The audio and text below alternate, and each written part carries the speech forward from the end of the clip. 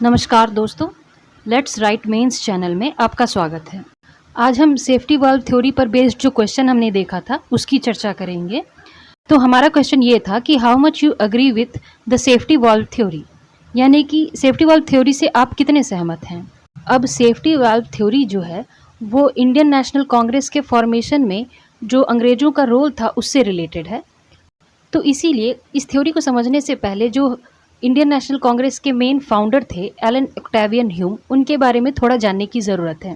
तो जैसा कि हम सब जानते हैं कि कांग्रेस का फॉर्मेशन एलन ऑक्टेवियन ह्यूम ने किया था इन 1885। अब ह्यूम जो थे वो ब्रिटिश इंडियन गवर्नमेंट के अंडर काम करने वाले एक सिविल सर्वेंट थे और इन्होंने सिविल सर्विसेज को 1849 में ज्वाइन किया था।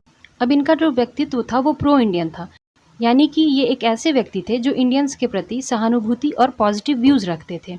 1869 में लॉर्ड मेयो को इंडिया का गवर्नर जनरल बनाया गया और लॉर्ड मेयो भी एक प्रो इंडियन व्यक्ति थे। तो इस कारण से इंडियंस को लेकर के ह्यूम की और मेयो की आइडियोलॉजी जो थी वो सेम थी। तो क्योंकि ये दोनों सेम आइडियोलॉजी के लोग थे तो इस कारण से ह्यूम ने मेयो को रिकमेंड किया कि आप डिपार्टमेंट ऑफ एग्रीकल्चर, रेवेन्यू और कॉमर्स की स्थापना करिए।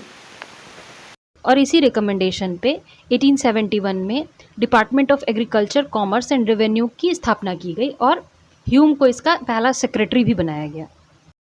और जब 1872 में लॉर्ड नॉर्थब्रुक इंडिया आया एज ए गवर्नर जनरल तो उसके अंडर भी एओ ह्यूम ने मेट्रोलॉजिकल डिपार्टमेंट की स्थापना की इन 1875 और यही आज हमारा इंडियन मेट्रोलॉजी डिपार्टमेंट यानी कि आईएमडी कहलाता है। पर ह्यूम के लिए प्रॉब्लम्स तब स्टार्ट हो गई जब लॉर्ड लिटन को इंडिया का गवर्नर जनरल बना करके भेजा गया। अब लॉर्ड लिटन जो था वो एक एंटी इंडियन व्यक्ति था, यानी कि उसको इंडियन के वेलफेयर से कुछ लेना देना नहीं था, उसे सिर्फ अपनी सरकार चलानी थी। और इसके कार्यकाल में इतनी सारी कंट्रोवर्सीज हुई।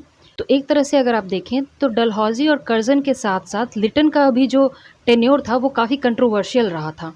तो कुछ एक जो इम्पॉर्टेंट कंट्रोवर्सीज हुई थी लिटन के टाइम पे, उसमें से पहले हमारा आता है 1877 का दिल्ली दरबार। अब 1876 से लेकर के 1878 तक देश में भयंकर अकाल पड़ा हुआ था, but at the same time in 1877 इसने एक भव्य दिल्ली दरबार का आयोजन किया इन दिल्ली। अब ओकेजन क्या था, तो क्वीन विक्टोरिया को इन 1876 एम्प्रेस ऑफ इंडिया यानी कि भारत की रानी डिक्लेयर किया गया था और इसी को ऑफिशियली इंडिया में सेलिब्रेट करने के लिए इतने ग्रैंड स्केल पे दिल्ली दरबार का आयोजन किया गया जिसमें करीब 84,000 लोगों को इनवाइट किया गया था। तो इस तरह से एक तरफ तो देश अकाल से जूझ रहा था जिसमें करीब करीब 60 लाख से लेकर के 1 करोड़ तक लोगों की जान चली गई सिर्फ भूख की वजह से, और दूसरी तरफ ये इतने बड़े स्केल पे दिल्ली दरबार का आयोजन कर रहा था। तो पहली कंट्रोवर्सी तो ये हो गई। दूसरी कंट्रोवर्सी आती है हमारी वर्नाकुलर प्रेस एक्ट, जिसको गैगिंग एक्ट भी कहते थे। इस एक्ट के अंडर जो लोकल भाषाओं में अखबार छपते थे उन पे काफ़ी सारी पाबंदियां लगा दी गई। और फिर नेक्स्ट जो कंट्रोवर्सी हुई थी लिटन के टाइम पे वो ये थी कि 1879 में जो इंडियन सिविल सर्विस में मिनिमम एज की रिक्वायरमेंट होती थी उसको 21 ईयर्स से घटा करके 19 कर दिया गया। अब एग्ज़ाम का नेचर इस तरीके का था कि इंडियंस के लिए 21 की एज में ही क्वालिफाई कर पाना बहुत मुश्किल था, पर चूंकि एज 19 कर दी गई तो अब इंडियंस का क्वालिफाई कर पाना लगभग नामुमकिन हो गया। तो इस तरीके से चूंकि लिटन एक एंटी इंडियन व्यक्ति था और ह्यूम इसके कम्प्लीटली अपोजिट थे, तो इन दोनों का क्लैश होता रहता था। यानी कि जो ह्यूम थे वो पब्लिक सर्वेंट होने के बावजूद भी लिटन्स की पॉलिसीज़ को ओपनली क्रिटिसाइज़ करते रहते थे। तो इसके कारण क्या हुआ कि जो इन्होंने डिपार्टमेंट बनवाया था इन 1871, department of agriculture, revenue and commerce, उसके ये सेक्रेटरी थे। तो सेक्रेटरी की पोस्ट से इनको डिमोट कर दिया गया और इसका कोई रीज़न भी उनको नहीं बताया गया। डिमोट होने के बावजूद इन्होंने रिज़ाइन नहीं किया और ये फाइनली 1882 में रिटायर हुए एट द एज ऑफ 53। अब रिटायरमेंट के बाद ह्यूम इंडियन पॉलिटिक्स में एक्टिव हो गए।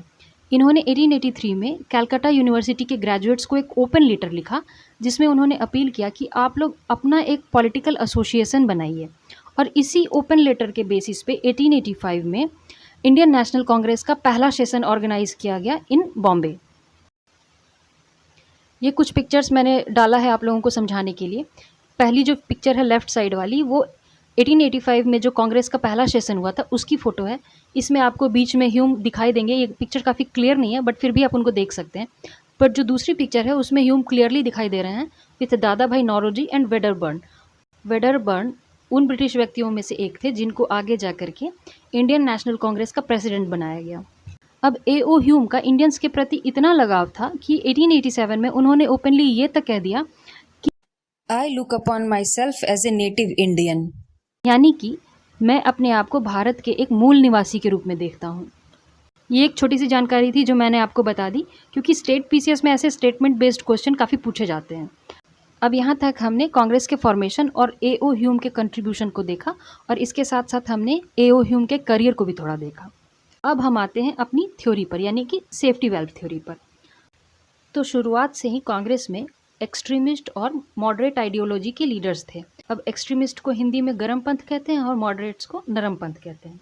तो जो गरम पंथ के नेता थे, जैसे कि लाला लाजपत राय हो गए या फिर अन्य जो कोई भी नेता थे गरम दल के, उनका ये मानना था कि ये जो कांग्रेस का फॉर्मेशन है और इसमें जो ब्रिटिश रोल है वो बेसिकली एक ब्रिटिश कॉन्स्पिरेसी है, यानी कि अंग्रेज़ों की एक चाल है, ताकि लिटन की पॉलिसीज़ के कारण जो लोगों में रोष पैदा हो गया है उसके कारण 1857 जैसी स्थितियां न बन जाए। सारे इंपॉर्टेंट लीडर्स अगर एक प्लेटफॉर्म पे आ जाएंगे तो पब्लिक को भी ये एक होप रहेगा कि गवर्नमेंट उनके ग्रीवेंसेस को सुनने के लिए कुछ तो कर रही है। तो इसके कारण ये होगा कि जैसा 1857 में रिवोल्ट हुआ था वैसी स्थितियां नहीं आएंगी। अब हमारा सेफ्टी वेल्व भी कुछ इसी तरीके से काम करता है कि अगर प्रेशर ज़्यादा हो जाए तो सेफ्टी वेल्व के थ्रू एक्स्ट्रा प्रेशर को रिलीज़ कर दीजिए। तो इस आधार पर गरम दल के नेता जैसे लाला लाजपत वगैरह हो गए, वो सेफ्टी वेल्व थ्योरी का समर्थन करते थे। इनका ये भी मानना था कि अंग्रेज़ों ने ह्यूम का यूज़ इसीलिए किया है क्योंकि ह्यूम जो थे वो इंडियंस में भी काफ़ी रेस्पेक्टेड पर्सन थे। हालांकि इस थ्योरी के पीछे कुछ और रीजंस भी हैं। जैसे माना जाता है A.O. ह्यूम ने लॉर्ड डफरिन को पर्सनली कन्विंस किया था कि कांग्रेस की फॉर्मेशन को ना रोका जाए। इसके अलावा इस थ्योरी का आधार ये भी माना जाता है कि जब इंडियन एसोसिएशन जैसी इंडियन संस्था ऑलरेडी एग्जिस्टेंस में थी तो एक नई संस्था ब्रिटिशर्स के द्वारा बनाने की क्या ज़रूरत पड़ गई। पर अगर इसे दूसरे नज़रिए से देखें, यानी कि सेफ्टी वेल्व थ्योरी के अगेंस्ट में सोचें, तो पहली बात कि कांग्रेस जैसी पॉपुलर संस्था अगर किसी इंडियन ने बनाने की कोशिश की होती तो पहली बात तो इसको बनने नहीं दिया जाता। दूसरा, अगर ऐसी संस्था बन भी जाती तो इस पर इतने सारे रेस्ट्रिक्शंस लगा दिए जाते, जैसा कि हमारे अखबारों पे लगाया जाता था, कि ये संस्था कभी काम ही नहीं कर पाती। तीसरी बात, जब हमने A.O. ह्यूम की पर्सनालिटी और उनके करियर के बारे में देखा था तो एक बात तो क्लियर थी कि ह्यूम जैसा व्यक्ति इंडियंस को काफ़ी फेवर करता था। तो ऐसे में कांग्रेस के फॉर्मेशन को ह्यूम की कॉन्स्पिरेसी मानना गलत है। इंडियंस ने भी ह्यूम पे इसीलिए ट्रस्ट किया क्योंकि वो इंडियंस के बीच में काफ़ी रेस्पेक्टेड माने जाते थे। And finally, even though Congress एक ब्रिटिश व्यक्ति की अगुवाई में बनाई गई संस्था थी, बट स्टार्टिंग से ही कांग्रेस ने इंडियंस और इंडियन मुद्दों पर काम किया और इन फ्यूचर भी वो कभी ब्रिटिश गवर्नमेंट की कठपुतली नहीं बनी। तो ऐसे में सेफ्टी वॉल्व थ्योरी को सही मानना गलत समझा जा सकता है। तो ये था हमारा पूरा सेफ्टी वॉल्व थ्योरी पर डिस्कशन। मिलते हैं नेक्स्ट वीडियो में हिस्ट्री के जो बाकी के क्वेश्चंस थे उनमें से क्वेश्चन नंबर 2 के एक्सप्लेनेशन के साथ। Thank you so much for watching my video.